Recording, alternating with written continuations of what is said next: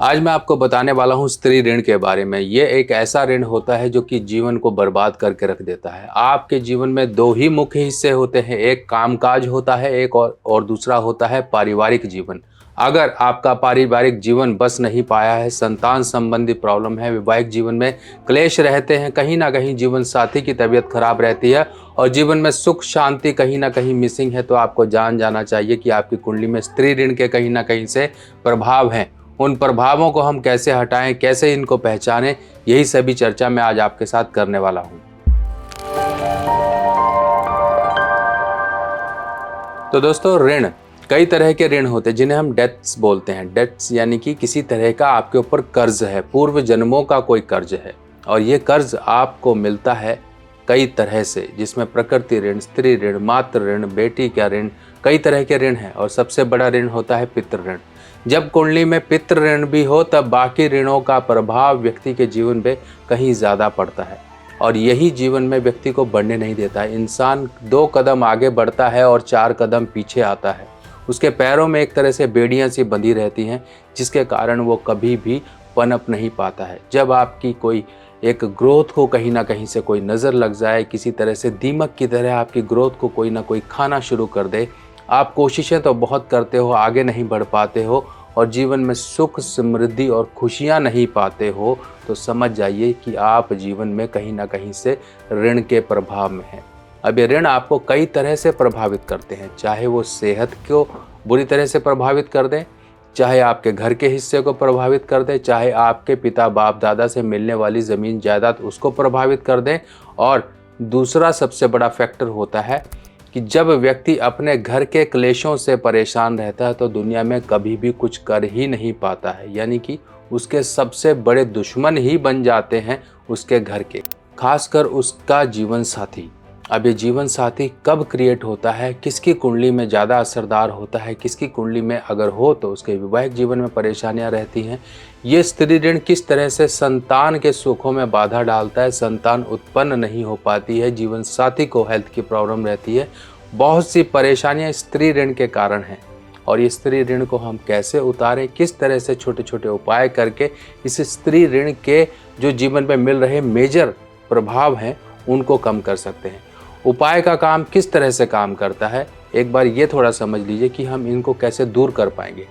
मान लीजिए कोई पानी से भरी हुई नाली जा रही है, उस नाली में 3-4 बड़े बड़े पत्थर पड़े हुए हैं और जिसके कारण उस बहाव का एक वेग कहीं ना कहीं रुक रहा है, उसका जो एक बहाव है वो कहीं ना कहीं प्रभावित हो रहा है।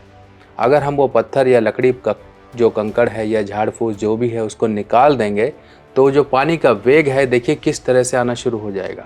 उपाय यही काम करते हैं कि आपके जीवन में पड़ रहे वो अड़चनों के वाले फैक्टर्स पर काम कर कर आपके जीवन में आपकी मेहनत के द्वारा आपको फल दिलाना शुरू कर देते हैं। अब ये समझिए सबसे पहले स्त्री ऋण बनता कैसे है। सबसे पहले ये समझिए कि एक जो हमारी कुंडली का 7वां भाव होता है, ये 7वां भाव होता है। इस 7वें भाव में अब 3 ग्रहों को हमने देखना है कि अगर आपकी कुंडली में यहाँ पर 7वें भाव में सूर्य हैं, चंद्र हैं या राहु हैं। अब ये 3 ग्रह तो आगे जो कि आपके ऊपर स्टैंप लगा देते हैं कि आप स्त्री ऋण से प्रभावित हैं, चाहे वो पुरुष है चाहे वो महिला है, कोई भी है। अब यहाँ पर क्या परेशानियाँ लाएगा, सबसे पहले कम या ज़्यादा परेशानियों की इंटेंसिटी कैसे पता लगेगी। साथ ही साथ स्त्री ऋण के साथ साथ अगर आपकी कुंडली में दूसरा, 5वां, 9वां, 12वां, अगर इन भाव में कहीं पर भी मान लीजिए राहु आ गया, शुक्र आ गया, बुध आ गया, तब आपके जीवन में परेशानियां और ज़्यादा बढ़ जाएंगी। अब ये होने क्या देगा, अब ये परेशानियां किस तरह से आएंगी। देखिए कई लोगों को आपने देखा होगा, कईयों की परेशानियां बहुत ज़्यादा होती हैं, कईयों की होती हैं पर मैनेज कर लेते हैं किसी तरह से, या मैनेज नहीं हो पाती हैं, परेशानी रहती है। हस्बैंड वाइफ एक दूसरे से दूर रहते हैं, उन दोनों के बीच में एक प्रेम स्नेह की कमी होती है, एक मिलन की कमी होती है। हस्बैंड मान लीजिए अब्रॉड में बैठा है, वाइफ इंडिया में बैठी है, बुढ़ापे तक हस्बैंड ने अब्रॉड में जॉब करी, फिर बुढ़ापा काटने के बाद हस्बैंड अगर इंडिया में आ भी गया तो उससे क्या फ़ायदा हुआ। जो आपके एक सुखों के क्षण थे, जो सुखों के जो आपके मोमेंट्स, जो एक समय था, वही जब बीत गया तो उस शादी का क्या मतलब रह गया। इसी तरीके से आपको ये समझ लेना है कि कहीं ना कहीं ये आपकी परेशानियाँ क्रिएट कर रहा है स्त्री का ऋण। अब ये स्त्री ऋण देखिए किस तरह से उत्पन्न हुआ। अगर ये ग्रह आपकी कुंडली में आ गए, जैसे कि मैंने बताया सूर्य, चंद्र या राहु आपके 7वें भाव में आ गए, तब ऐसे केस में स्त्री ऋण का एक आपके ऊपर पुख्ता सबूत बन गया कि अब आपके ऊपर स्त्री ऋण है। पहले तो ये शादी नहीं होने देगा, शादी हो भी गई तो वैवाहिक जीवन में जो मिलने वाले सुख होते हैं उनको हानि करेगा, उनकी खराबियां पैदा करेगा, आपके बीच में हस्बैंड वाइफ के बीच में मतभेद पैदा करेगा, जिसके कारण कई लोगों को आपने देखा लड़ाई झगड़े के कारण बच्चे ही नहीं पैदा हो पाए, बच्चे पैदा हो नहीं पाए, या फिर बच्चों से संबंधित उनके जीवन में कुछ कष्ट क्लेश रहे, कहीं ना कहीं जीवन साथी की हेल्थ को प्रॉब्लम रही, उसके जीवन साथी के जीवन में और भी संघर्ष रहे, चाहे वो करियर के हों, चाहे वो हेल्थ के हों, चाहे कुछ भी उसके जीवन में कहीं ना कहीं संघर्ष है। अब ये संघर्ष हैं, हस्बैंड भी बीमार रह सकता है, वाइफ भी बीमार रह सकती है, और बच्चा डिले हो सकता है, या फिर किसी ना किसी प्रकार की मेडिकल एबनॉर्मलिटी जो फिजिकल या मेंटल जिसे हम कहते हैं कुछ ना कुछ, या डिफॉर्मिटी। कई बार आपने देखे होंगे बच्चे पैदा तो होते हैं, सिर्फ नाम के बच्चे होते हैं, पर उनमें कहीं ना कहीं कुछ ना कुछ शारीरिक विलक्षण पैदा हो जाते हैं, किसी न किसी प्रकार की मेडिकल प्रॉब्लम आ जाती है, जिसके कारण माँ बाप पूरा जीवन उस बच्चे की सेवा करने में लग जाते हैं। बहुत से ऐसे लोग हैं, बहुत से ऐसे बच्चे हैं, बहुत से ऐसे परिवार हैं जो इसी बात को लेकर परेशान रहते हैं। कई लोग मुझे कांटेक्ट करते हैं इसी बात को लेकर कि हमारा बच्चा ग्रोथ नहीं है उसकी प्रॉपर, डॉक्टर ने इसको ऑटिज़म बोल दिया, ये बोल दिया, वो बोल दिया। फिर जब कुछ उपाय दिए जाते हैं, कुछ समय को बोला जाता है, देखिए प्रभु श्री राम ने भी 14 वर्ष का वनवास काटा था, वो तो प्रभु हैं और हम तो इंसान हैं। अगर हमारी किस्मत में कुछ परेशानियां जो हमारे पारिवारिक रूप से जुड़ी हुई हैं अगर ऊपर वाले ने लिख दी हैं तो उनका भी सॉल्यूशन हो जाता है, पर थोड़ा समय और संयम देना पड़ता है। हर चीज़ों को साथ में मिला के चलने से वो परेशानियां भी दूर हो जाती हैं। कई लोगों के बच्चे ठीक हुए हैं, कई लोगों की जो फैमिली ग्रोथ थी, एक्सपेंशन थी, वो रुकी थी, वो सही हुई। अब यहाँ पर देखिए उपाय के तौर पर ये बात आती है कि अब करें क्या। पहला नियम तो ये बना लीजिए, ये आपने लक्षण समझ लीजिए, आपने ग्रहों की स्थिति के कारण परेशानियां समझ ली, आपने सब कुछ, अब ये फैक्टर आपने समझ लिए कि ये स्त्री ऋण के आपके जीवन में प्रभाव देंगे। अब इनके आते हैं उपाय। उपाय के तौर पे सबसे पहला ये काम करना है, क्योंकि इनके जो स्त्री ऋण के जो उपाय होते हैं वो उपाय, अगर मान लीजिए पितृ ऋण भी है तो पितृ ऋण की मैं वीडियो पहले ही बना चुका हूँ, जिसमें 1 रुपया इकट्ठा करना है। 43 डेज तक आपको अपने घर के पूजा स्थान में कटोरी रख के 1-1 रुपया रोज़ का इकट्ठा करिए। 43 डेज तक 43 रुपीज़ इकट्ठे हो जाएंगे, फिर वो पैसे निकालो, ले जाओ मंदिर के दान पात्र में डालो। सिंपल सा तरीका है, 43 डेज लगातार चलेगा। जो लोग कहते हैं हमने इतनी बड़ी बड़ी पूजाएँ करा ली, ये करा लिया, वो करा लिया, भैया आपने कराया तो 5-7 दिन का है, या 5 दिन, 3 दिन, 1 दिन, इस तरह से, फिर तो भूल गए ना आप उनको। यहाँ पर मैं कह रहा हूँ आपको हर साल आपको अपना एक तरह से हाजिरी लगानी पड़ेगी 43 डेज़ की। अगर आप ये साथ में करते हो और साथ में ये अब स्त्री ऋण का उपाय बनता है। अगर मान लीजिए आपकी कुंडली में पितृदोष है चाहे नहीं है, तब भी स्त्री ऋण है तो आप स्त्री ऋण का उपाय करेंगे, नहीं तो पितृदोष का करना चाहते हो तो कर लो। कई बार कहते हैं कि कुछ प्रत्यक्ष अप्रत्यक्ष रूप से हमारे जीवन में कुछ नेगेटिव शक्तियां काम कर रही होती, कुछ पूर्व जन्म के कर्जे भी हमारे ऊपर लगकर हमारे इस जन्म को तबाह कर रहे होते हैं। अगर ये तबाही मची हुई है तो सिंपल सा ये काम कर लीजिए। अब बात आती है स्त्री ऋण से उपाय की। सबसे पहले तो ये देखिए कि आपके घर के आसपास कहीं पर गौशाला है। गौशाला है तो ठीक है, नहीं है, अगर गाय वगैरह आती है आपके घर में तो ठीक है, किसी ने पाली हुई है तो ठीक है। इस तरह से अब गाय के उपाय से ही ये उपाय होगा। यहाँ पर सबसे पहले तो आप गौशाला को तलाश लीजिए, क्योंकि वहाँ पर कम से कम 100-150 गाय होती हैं। अब एक ही दिन में आपने क्या करना है, घर में कुछ रोटियां बना लीजिए। अब ये सारी मेहनत आपको करनी है, ये नहीं कि हलवाई लगा लिया या किसी ढाबे को बोल दिया कि 100 रोटियां बना दीजिए, हमको ये करना है वो करना है। ऐसा काम बिल्कुल मत करिए। यहाँ पर आपके ही नाक और एड़ियाँ रगड़ाई जाएंगी, क्योंकि ये कर्म आपके हैं, भोगने आपको हैं। इन कर्मों से मुक्ति आपको पानी है, वो ढाबे वाला थोड़ी ना पाएगा। आप तो पैसे दे के काम करा लोगे, नहीं, यहाँ पर अब कुछ आपको काम करने हैं। 100 रोटियां बनाइए, शुक्रवार का दिन रखिए। शुक्रवार के दिन हस्बैंड वाइफ दोनों के दोनों गौशाला चले जाइए। 100 गाय कम से कम गिन लीजिए कि हाँ, या फिर पूछ लीजिए कि 100 गाय कहाँ है। एक लाइन से शुरू हो जाइए, सबको एक रोटी दे दीजिए।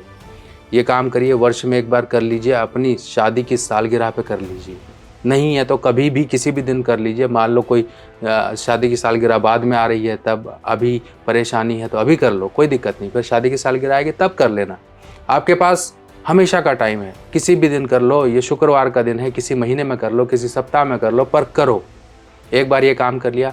दूसरा काम, शादी के समय, आपके शादी के समय में चांदी की गाय या नॉर्मल गाय दान नहीं हुई है, इसलिए आप वैसे ही परेशान हो, तो अपने माता पिता से बोल दो कि हमारे नाम से एक बार मंदिर में जाके शुक्रवार के दिन छोटी सी चांदी की गाय बनवा के, इस तरह से जैसी आपको ये दिखाई दे रही है, छोटी सी मिल जाएगी, किसी भी वजन की लेके शुक्रवार के दिन जाके मंदिर में जाके पुजारी को हस्बैंड वाइफ के नाम से उनके माता पिता कोई भी जाकर संकल्प करा के कुछ दक्षिणा, कुछ अनाज, कुछ कपड़ा इसके साथ मिलाकर ये पुजारी को दान कर देंगे। वो प्रोसेस बता देगा, सिंपल तरीका होता है, कोई इतना कॉम्प्लिकेटेड नहीं है। 2 काम कर लिए। तीसरा काम, आप दोनों को अब शुक्र के फलों को मजबूत करना है, शुक्र को मजबूत करना है। चाहे तो आप डायमंड पहनो, अगर डायमंड नहीं पहन पा रहे हो तो सिंपल आपको ये भी मिल जाएगा, इसे बोलते हैं मोजोनाइट। एक तरह से डायमंड ही देखने में लगता है, एक तरह से जरकन की तरह ही देखने में लगेगा। इस तरह से मोजोनाइट को पहनिए। मोजोनाइट पहना जाता है, देखिए रिंग फिंगर में भी पहन सकते हो, मिडिल फिंगर में भी पहन सकते हो, लॉकेट भी पहन सकते हो, कान में टॉप्स भी पहन सकते हो, बहुत से तरीके हैं। पुरुष या महिला किसी तरीके से, जिस भी तरीके से पहनना चाहते हैं, उंगलियों में, गले में, जैसे भी पहन लो। हस्बैंड वाइफ एक दूसरे को गिफ्ट करके पहने, हस्बैंड के लिए वाइफ दो, वाइफ के लिए हस्बैंड दे, ये काम करिए। गाय की सेवा नित्य प्रति करते रहिए। और दूसरा काम करिए, अगर जीवन साथी यानी कि कोई भी हस्बैंड या वाइफ में से बीमार रहता है, अगर मान लो वाइफ बीमार रहती है तो पति ये काम करे, अपनी धर्मपत्नी के वजन का 10वां हिस्सा लाल ज्वार खरीद के शुक्रवार या मंगलवार के दिन गाय को दे आए। अब एक गाय को तो देना मुश्किल होता है, क्योंकि इतना ज़्यादा, मान लो वाइफ, चलिए वज़न मैं थोड़ा कम कर देता हूँ, अगर आपको लगे वाइफ का वज़न ज़्यादा बता रहे हैं शर्मा जी, अगर मान लीजिए वाइफ का वज़न 60 किलो है, अब तो खुश हो ना, ठीक है, 60 किलो वज़न है तो 60 किलो का 10वां हिस्सा हुआ 6 किलो।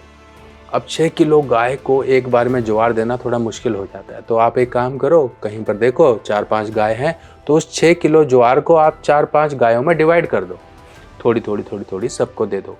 पशुओं को जो आहार दिया जाता है उसी आहार में वो मिक्स हो जाएगी, आराम से पशु खा भी लेगा और कोई दिक्कत भी नहीं होगी।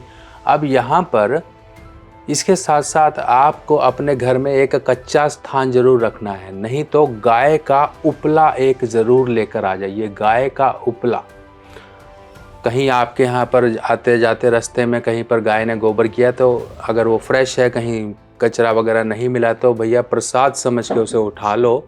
नहीं तो आप अपने घर के आसपास कहीं पर गौशाला जाइए, वहाँ पर गाय ने जहाँ पर भी गोबर किया उसे उठा लो। देखिए इस समय में थोड़ा सा ये हिचक, ये सब कुछ करना बंद करो। हमारे पहले समय में हम यही खा पी कर, यही गाय की सेवा करके, यही गोबर मलमूत्र साफ करके ही हम पैदा हुए हैं, तो ये इतना वो मत करिए संकोच। तो गाय को गोबर उठा लीजिए, प्रसाद समझ के अपनी प्रार्थना बोल के उसे उठा लीजिए और उसको उपले बना के छोटे छोटे आप रख लो। 1 बना लो, 4 बना लो, 7 बना लो, जितने भी बना के आप उसे सुखा लो। और घर में ये बहुत काम की चीज़ है, समय समय पे पूजा के लिए बहुत सी चीज़ों में गाय के गोबर की ज़रूरत पड़ती है। अब इस गाय के गोबर को आप इस अच्छी तरीके से सफ़ेद कपड़े में बांध कर, सफ़ेद या क्रीम रंग के कपड़े में बांध कर अच्छी तरीके से, उपले चाहे आप 7 बना लो, कोई दिक्कत नहीं, छोटी छोटी टिक्कियाँ बनेंगी। बनाकर आप इसको बांध कर अपने घर की साउथ वेस्ट डायरेक्शन में इसको परमानेंट रख दीजिए। जब भी पूजा पाठ हो इसमें से उठाओ और रख लो। और अपने घर का एक हिस्सा जिसे नॉर्थ वेस्ट बोलते हैं, वहाँ पर ज़रूर आप कच्चा स्थान या फिर मिट्टी लाकर रखिए। मिट्टी किसी भी तालाब की रख लीजिए, कोई खेती बाड़ी की रख लीजिए, कोई भी रख लीजिए। मिट्टी का पॉट रखिए, उसमें कोई आर्टिफिशियल पौधा लगा लीजिए, कुछ भी। आपका ये नॉर्थ वेस्ट हिस्सा घर का हमेशा एक्टिवेट रहना चाहिए। शुक्र के उच्च भाव का हिस्सा होता है, अगर ये हिस्सा सही रहा तो सब ठीक। बाकी इसके साथ साथ आप अपने घर के इस नॉर्थ वेस्ट हिस्से में इस तरह से ये कामधेनु गाय होती है, देखिए कितनी सुंदर हैं, और ये अभिमंत्रित और सिद्ध की हुई कामधेनु गाय हैं। ये आप मंगा के ज़रूर स्थापित करिए। आपका ऑफिस है, आपका घर है, अगर ऑफिस में भी रखना, ये देखिए हर तरह से वृद्धि करती हैं, हर तरह के दोष को दूर करती हैं। कामधेनु गाय माता हैं। इस तरह से ये पंचधातु से बनी हुई, देखिए इस तरह से सॉलिड बिल्कुल ये गाय माता हैं। आप स्थापित करिए। जिनको मंगानी है मंगा सकते हैं। बाकी उपायों को ज़रूर फॉलो करिए, किसी भी उपाय को मिस मत करिए। ये एक एडिशनल उपाय हैं, बाकी रूट से जुड़े उपाय तो वही हैं सब जो बताते आए आपको।